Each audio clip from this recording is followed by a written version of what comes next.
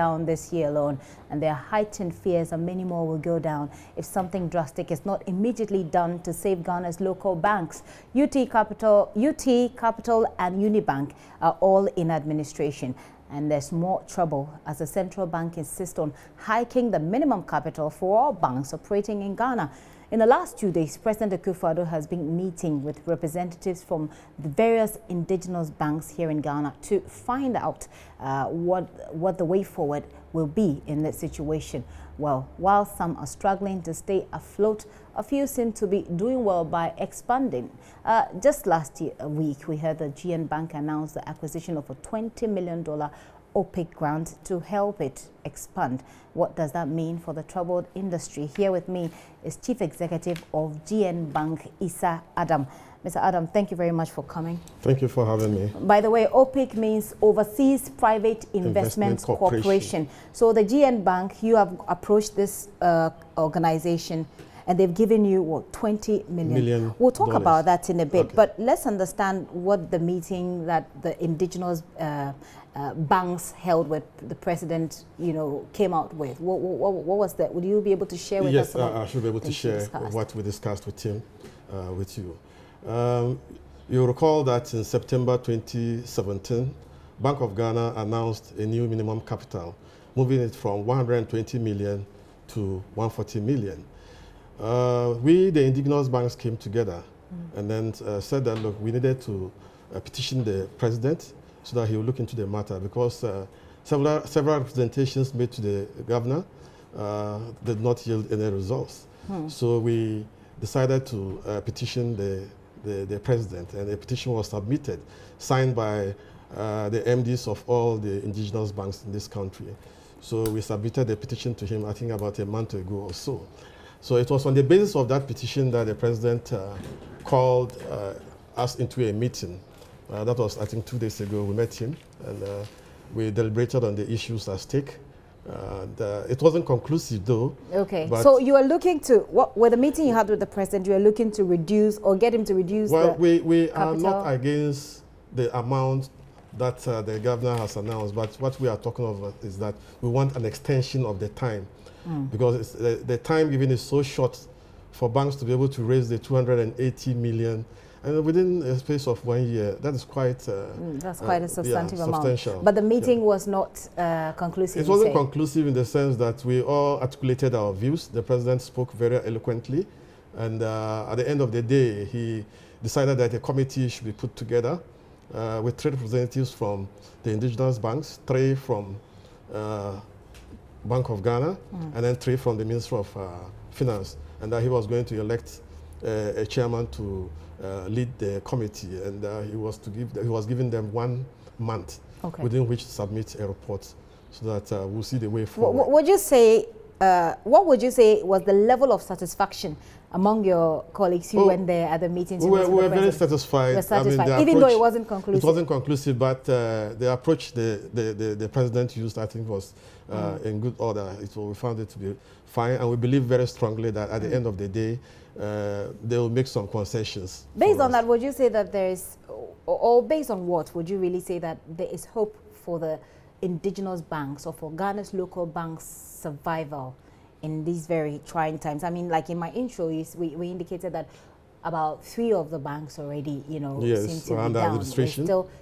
There's still this. It looks like people have actually predicted that there's still a lot of banks, a lot of local banks that are struggling. The names aren't out yet, but what do you think are the chances of survival for local banks? Well, I believe very strongly that most of the banks should be able to survive. A few, I think, are in distress, and once they're in distress, either they get a bailout from Bank of Ghana or government, or they may have to relook at their operations and see what they need to do or what strategies they need to put in place in order to be able to address whatever challenges that they are facing now, especially in terms of liquidity. Let's talk about the $20 million that you received from the OPIC, Overseas Private Investment Corporation. Does it mean that GN Bank was not meeting the required capital? No, this funds that we have received is not meant for to make up for the capital that we are looking for. It's just supposed to help you expand. It's a support for us. We are embarking on an expansion program. in this country. You see, we started this expansion program 3 years ago. And what does it mean? We are trying to extend banking to the doorsteps of every Ghanaian in this country, everywhere. And that is why we currently are in all the 10 regions of this country and all the district capitals in this country. So what is the 20 million going to do? Are we not looking at a situation where local banks like GN Bank, for example, you're working very hard to, you know, make people see or make the Bank of Ghana realize that, oh yes, we have the wherewithal, but this money was not from your, I mean, it was not like you didn't generate it yourself. An organization is given to you. You have to pay back? Well, we already started the expansion program on our own. Okay. So this is just coming to augment what we have already done. Okay. We currently have up to 298 locations in this country that we are operating from. Okay. We have full service branches. We have money stores, what we call money stores, and then express service locations. And we've already done this on our own without support from anywhere. But you know, in order to improve on efficiencies and then our services to our customers, we need to be fully networked.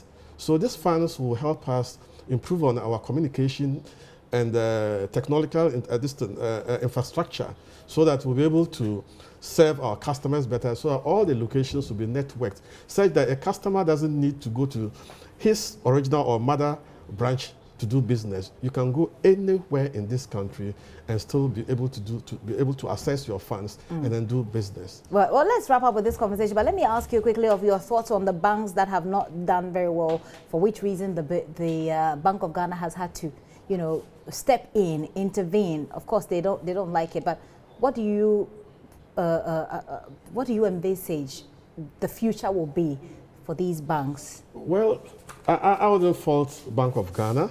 They are the regulators. The law is on their side, and they are supposed to ensure that all the banks, operate within the law. If they find anything wrong with the bank, they have every right to go in there and try to help. And I know they have tried in the past to help banks to stay afloat. I think it's also where it gets to the brink that they will come in and try to see what they can do to help. I wouldn't blame them so much. They have done it. But then you're familiar with how local banks in this country operate. Yes. I mean, we in GM Bank are not part of those who are struggling now. Obviously, you're not struggling. You're getting $20 million. That's a lot. My only fear, and perhaps a lot of Ghanaians or your customers' only fear will be that, is this amount something that will sustain you to the extent that you'll be able to perhaps pay back? Currently, you're going to pay back with interest, right? Currently, we have no issues of liquidity, no liquidity problems at all. Okay. Our customers' monies are safe. And anywhere, that's why I told you that we have made banking so easy in this country now. You don't need to carry money on you when you are traveling. Just go to any location in this country where you have GM Bank and you access your funds. Right. We have taken banking to the doorsteps of the average Ghanaian in the rural areas. Okay.